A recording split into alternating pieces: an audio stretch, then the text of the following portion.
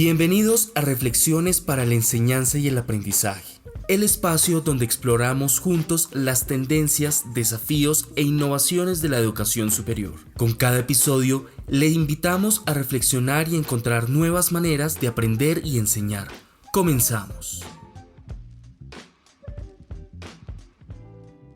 Sean bienvenidos todas y todos a nuestro podcast Reflexiones para la Enseñanza y el Aprendizaje, creado por el Centro de Enseñanza, Aprendizaje y Trayectoria Profesoral CEAP de la Universidad del Rosario, y quien les habla, David Avellaneda. En este podcast invitaremos a expertos en materia de educación superior, quienes compartirán sus experiencias, investigaciones y puntos de vista que aportarán nuevas perspectivas a nuestro quehacer docente. Para esta octava entrega nos acompaña Luz Ángela Cortina, directora de UR Interseccional, Clara García, jefe CEAP, y Diógenes Carvajal, asesor de evaluación de aprendizajes. Siéntanse cómodos y nuevamente bienvenidos. Muy bien, hoy vamos a hablar sobre los ajustes razonables, que es una preocupación en algunos casos, pero también un interés que nos han manifestado nuestros profesoras y profesores en la universidad sobre hasta qué punto se pueden hacer ajustes, qué son de hecho los ajustes razonables y qué apoyos tienen a nivel institucional para hacerlos. Entonces, para eso vamos a hablar entonces con Diógenes y con Luz Ángela sobre este tema desde los equipos que han venido acompañando los ajustes razonables y también desde las estrategias institucionales que hay para apoyarlo. Entonces, si quieren, empecemos con qué es lo que entendemos por ajuste razonable. Bueno, muy feliz de estar aquí conversando con ustedes. Los ajustes razonables son aquellas acciones que las instituciones implementan para garantizar el derecho de las personas con discapacidad.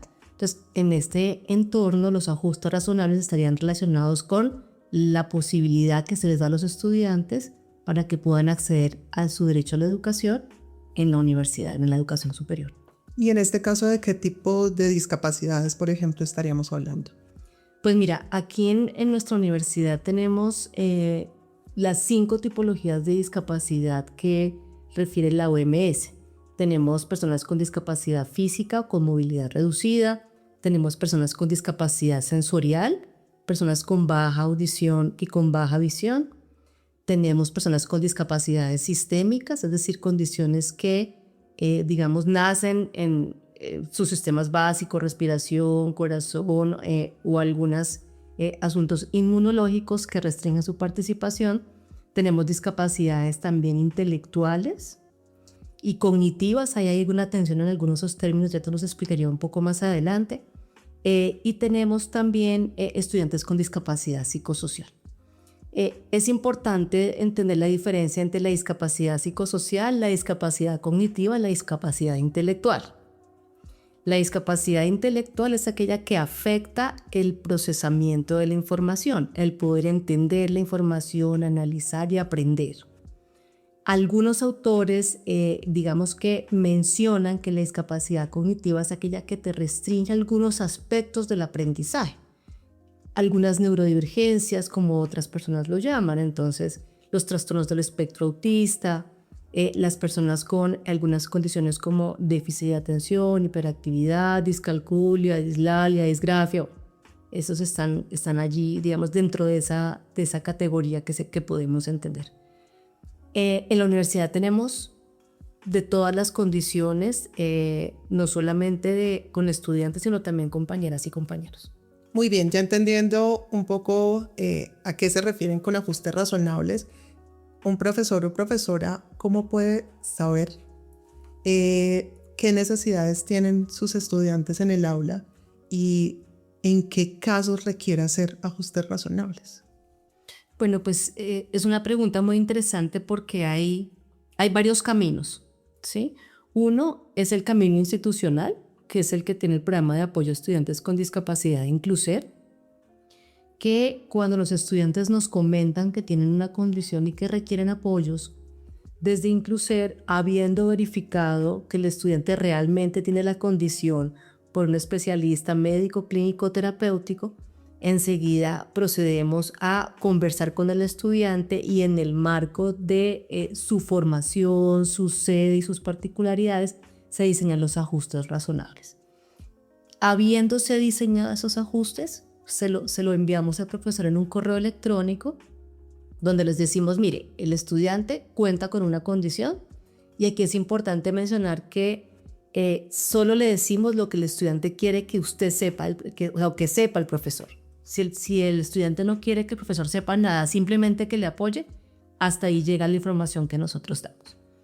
Y allí, digamos, el profesor ya se entera por esta vía que tiene un estudiante en su aula que requiere ajustes razonables. El otro camino es que el profesor identifique que hay estudiantes que sin necesidad de contar con una condición en particular, él siente que hay algo que no marcha a la misma velocidad que él espera, ¿sí? Entonces, si se quiere trabajar con ajustes razonables institucionales, pues inmediatamente se comunica con Incluset y nosotros hacemos todo el proceso de verificación de la condición, de conversación con el estudiante y desplegamos los apoyos que se requieren. Luz Ángela, el proceso que nos cuentas me parece súper clave, súper bien organizado, como que institucionalmente sabemos cómo funciona. Pero se me ocurre si un profesor o una profesora identifica a un estudiante que no va al ritmo que se esperaría que fuera, posiblemente él o ella considera que tiene alguna situación que le impide avanzar de la igual manera que sus compañeros, y ustedes se comunican con el estudiante, o sea, el profesor sigue el proceso, se comunica con ustedes buscan al estudiante y el estudiante dice, a mí no me pasa nada, no los necesito. ¿Qué sucede en esos casos? Qué buena pregunta. Pues mira que es muy curioso lo que sucede porque hay estudiantes que o no son conscientes de su proceso o creen que les está yendo bien, digamos en términos generales, sin tener una buena, digamos, visión metacognitiva de todo lo que ellos están haciendo y cómo es su desempeño. Hay otros estudiantes que no quieren mencionar nada precisamente por temor a que sean etiquetados, a que sean excluidos, pero también hay estudiantes que puede que lo identifiquen y no quieran recibir apoyos. Aquí también es importantísimo pues dejar sobre la mesa la agencia de los estudiantes y la autodeterminación frente a su proceso de formación profesional. Ciertamente pues tenemos las puertas abiertas siempre y cuando sea verificable, y si el estudiante, digamos, dice no, a mí nunca me han hecho nada, me voy a hacer una prueba, pues le acompañamos en todo ese proceso. Pero si definitivamente dice no necesito, no quiero, pues dejamos al libre albedrío el estudiante en esas situaciones. Y si un estudiante quisiera que se implementaran esos ajustes razonables en sus cursos, pero no quiere seguir la ruta institucional. Si dice, sí, yo tengo una dificultad, por ejemplo, para aprender, pero no quiero seguir esta ruta por no exponerme, por cualquier otra razón, ¿el profesor tendría que hacer ajustes razonables? Pues mira que hay un asunto, digamos, de la ética también de profe, y es idealmente sí, pero no necesariamente el profesor tiene las herramientas para poderlo hacer. Entonces ahí es clave que el profesor nos busque y le apoyamos pedagógicamente para que la pueda implementar. Ahora bien, hay estudiantes muy creativos que también buscan un beneficio adicional sin necesitar. Entonces también es importante tener eso presente, ¿sí? Por eso digamos que un proceso fundamental es la certificación o un soporte médico clínico que realmente nos indique que estás teniendo alguna dificultad. Y aún así hay estudiantes que nos han buscado y no hemos encontrado una situación realmente que amerite un ajuste razonable, ni siquiera una situación que le genere dificultades de aprendizaje, sea en cognitiva, sea psicosocial, sea en salud mental, sino definitivamente es quiero buscar una estrategia para poder tener alguna ayuda, algún apoyo o algún beneficio que realmente ese no sea significado del ajuste razonable. El ajuste razonable es la posibilidad de nivelar la cancha para que todas las estudiantes aprendan en las mismas condiciones, no darle unos privilegios a unos y a otros no. Es simplemente poner las condiciones iguales en todo el grupo. Me parece algo interesante algo que mencionas, y es el tema de que esa certificación o esa evaluación que ustedes hacen del caso no es solo como la puerta de entrada a que se pueda hacer el ajuste razonable, sino es el que da los insumos para saber qué tipo de ajuste hacer, porque finalmente es algo particular para cada caso y sin tener esa información, ni ustedes saben qué acompañar, ni el profesor sabe efectivamente qué aspecto tiene que reforzar o ajustar en su clase y en su propuesta pedagógica. Ese trabajo también nos permite hacer un diálogo con los profesionales de apoyo externos, que a veces es necesario, ¿sí? A veces necesitamos conversar con estos profesionales porque son quienes conocen a profundidad al estudiante. Nosotros no conocemos a profundidad al estudiante porque no somos clínicos, ¿sí? No hacemos intervención clínica, no hacemos evaluaciones clínicas, simplemente somos expertos en el aprendizaje inclusivo, pero no evaluamos a profundidad, conocemos todos los retos. Entonces es muy importante también en algunos casos tener la oportunidad de conversar con el equipo externo de apoyo a los estudiantes. ¿Y qué tanto se logra hacer esa interacción con el equipo externo, con la familia, por ejemplo, con el entorno del estudiante que pueda apoyar estos casos? Mientras el estudiante quiera, lo logramos muy bien, ¿sabes? Es decisión del estudiante, pues porque él es, digamos, el dueño de su proceso y quien autoriza. Así como hay estudiantes que dicen, no vinculen a mi familia para nada, ni a nadie, solamente conmigo. Hay estudiantes que dicen, mira, aquí está mi familia, aquí está mi terapeuta, hagamos una reunión y trabajamos en conjunto. Inclusive hemos llegado a definir ajustes razonables colectivos con el equipo terapéutico para mandarle a los profesores. Perfecto. Creo que hemos estado hablando ya de lo que son, del alcance, pero podríamos hablar un poco de ejemplos de a qué nos referimos cuando hablamos de un ajuste razonable. Un profesor o profesora que nos esté escuchando se puede imaginar muchas opciones de cómo pensar distintas actividades y, por ejemplo, algunos estarán pensando que esto es mucho más trabajo porque entonces no tengo que pensar solo en una actividad que iba a hacer en mi clase, sino que tengo que pensar en 3 posibles versiones para 3 casos que tengo en mi curso. Pero a veces no siempre es así. Los ajustes pueden tener un mayor o menor alcance, pero les propongo que hablemos como de algunos ejemplos para que los profesores puedan tener una idea de a qué nos estamos refiriendo con ajustes razonables. El ajuste razonable se da alrededor como de 3 momentos claves. Uno es cómo presenta uno la información, otro es cómo motivamos al estudiante para que se acerque a la información y otro es cómo el estudiante da cuenta de lo que aprende. Eso lo podemos flexibilizar. Entonces, cuando yo presento la información, los profes, ¿qué hacemos?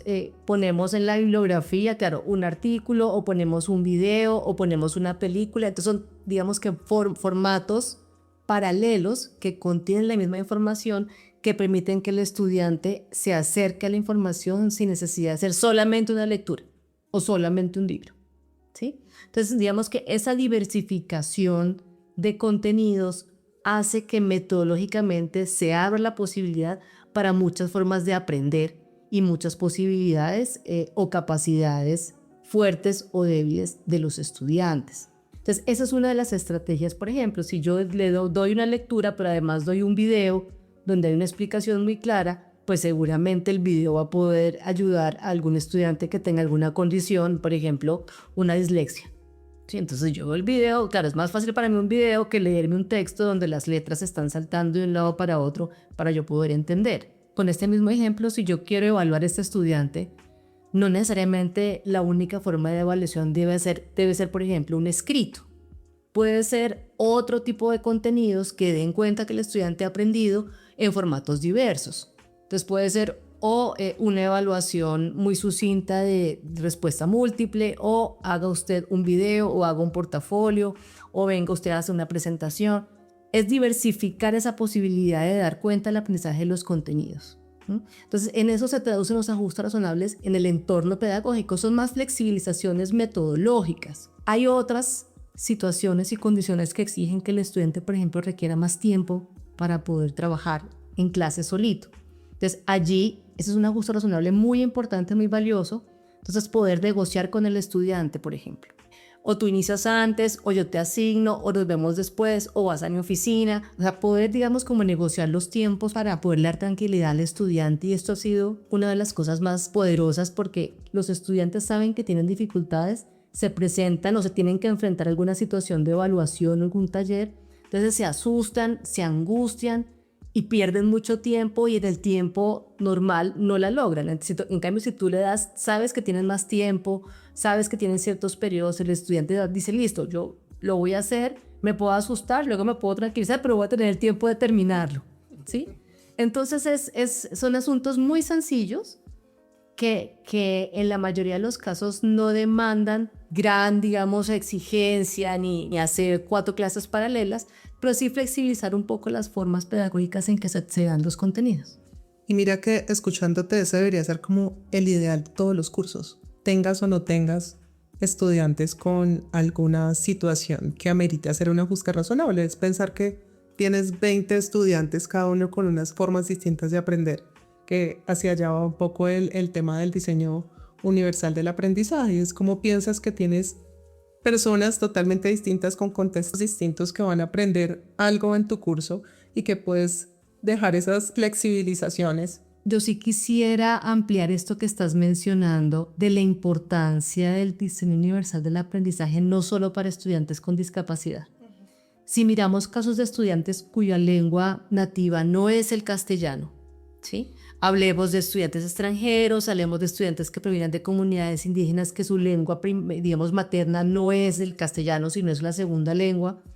Tienen que hacer todo un proceso adicional para hacer la traducción. Piensen ustedes estudiando en un lugar que no sea hispanoparlante. Entonces, solamente darles un poco más de tiempo les permite con tranquilidad hacer todo el proceso cognitivo de traducción, de organizar información, organizar ideas y redactar para tener una buena, por ejemplo, presentación de un examen. Y no le estás dando una ventaja, como lo dijiste al principio, es darle a todos las mismas condiciones para que puedan aprender. Muy bien, ya con este contexto y los ejemplos sobre los ajustes razonables, una de las preguntas de hecho que nos han hecho los profesores es ¿hasta dónde pueden llegar? ¿Qué tan razonable?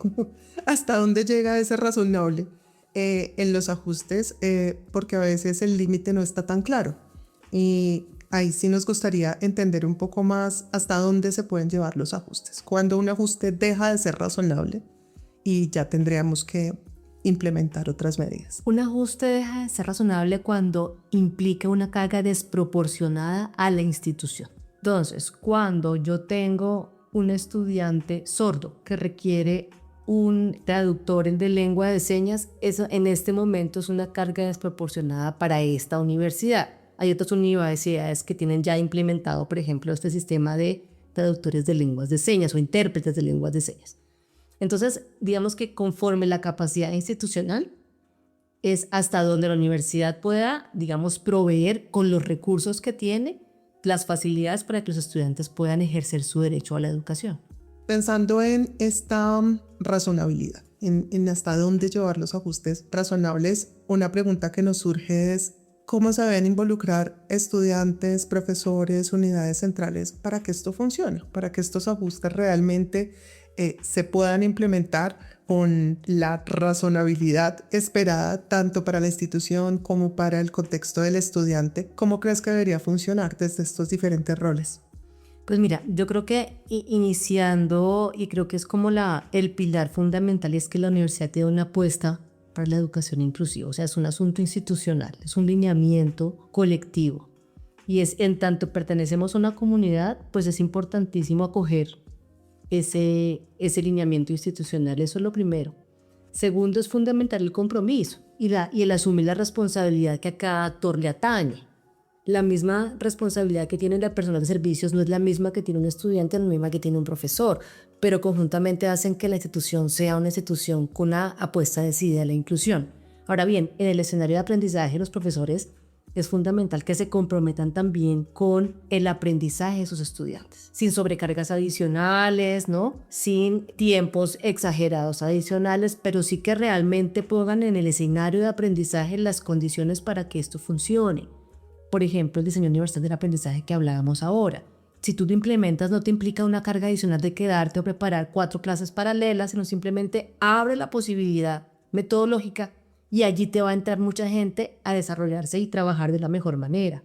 Ahora bien, no solamente responsabilidad del profesor, también es responsabilidad del estudiante. Al estudiante le atañe sus compromisos, o sea, todos los estudiantes tienen deberes y tienen derechos. Pero en este momento los deberes es pues cumplir con las demandas académicas, responder ante, digamos, las tareas, compromisos, trabajos que los profesores, trabajar colaborativamente, todo lo que implica el ejercicio del aprendizaje. Entonces, en la medida en que hay una buena articulación de un estudiante comprometido con su proceso, un estudiante también dialogante con el profesor, porque es fundamental esa conversación de ¿y qué tal así? ¿Qué tal así? Que el profesor también sea flexible en ese sentido, que pueda también escuchar el estudiante sin necesidad de disminuir la calidad educativa ni cambiar los contenidos, sino simplemente flexibilizar la metodología, puede lograrse un buen entramado de inclusión en el aula de clase. Y como lo venías mencionando, pues en la universidad el cuerpo de profesores cuenta con estos equipos para poder implementar esos ajustes, porque a veces es como, listo, ya lo entendí, pero ¿cómo lo hago?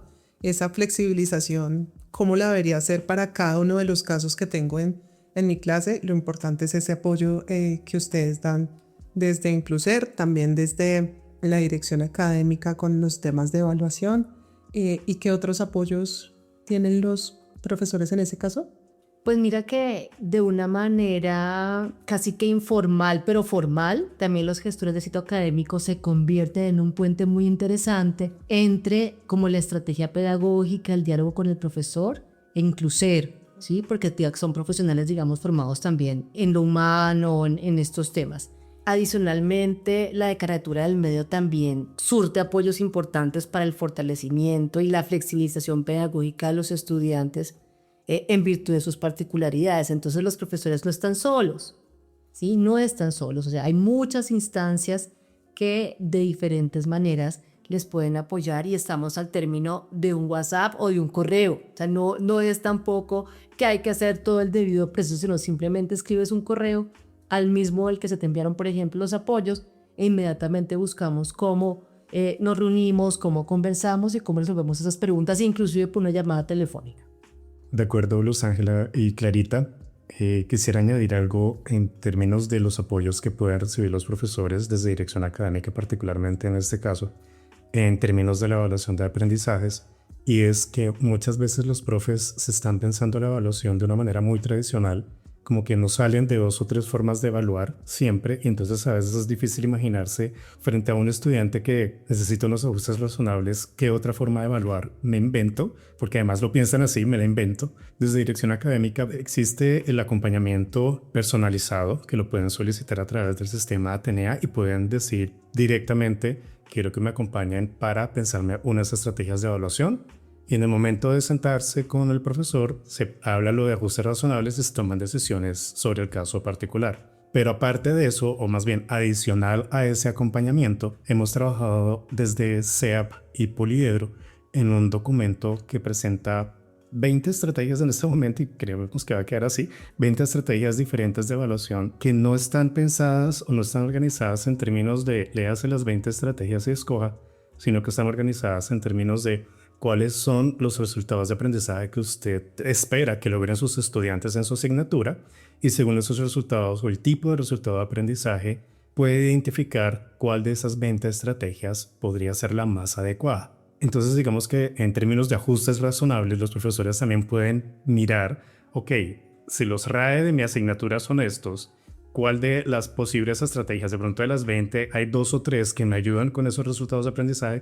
Yo puedo tomar decisiones muy en términos de, para este estudiante que necesita unos ajustes razonables, cuál de estas podría funcionar mejor, pero puedo tomarlo también en términos de diseño universal del aprendizaje. Ok, hay otras estrategias que van más allá de las que yo estoy usando y puedo pensármelas diferente, y entonces ya no solo apoyo a un estudiante en particular, sino que le brindo posibilidades más amplias a todos mis estudiantes. Entonces, en ese sentido, digamos, hay 2 caminos en términos de evaluación que los profesores pueden tomar para recibir apoyo de parte de dirección académica, particularmente en el aspecto de la evaluación. Así que la invitación para todos y todas es que podamos aprovechar entonces estos espacios, estos apoyos en la universidad, y que, como lo dices, también seamos más flexibles y también más sensibles a esa realidad de nuestros estudiantes. Muy bien, datos finales entonces para los profesores que quieran contactarnos y recibir algún tipo de acompañamiento o evaluar la posibilidad de implementar ajustes razonables o diseño universal del aprendizaje en sus cursos. Diógenes. Sí, claro, se pueden contactar al correo diogenes.carvajal@urrosario.edu.co. También las capacitaciones sobre evaluación, sobre nuevas estrategias pedagógicas en el sistema Atenea, ingresando por el portal de profesores en el botón Servicios, Cursos. Y Luz Ángela. En Incluser, el correo es incluser@urrosario.edu.co o mi correo personal luz.cortina@urrosario.edu.co. Muchísimas gracias. Gracias por acompañarnos en Reflexiones para la Enseñanza y el Aprendizaje. Esperamos que las ideas de hoy le inspiren y motiven en su camino educativo. Nos escuchamos en el próximo episodio.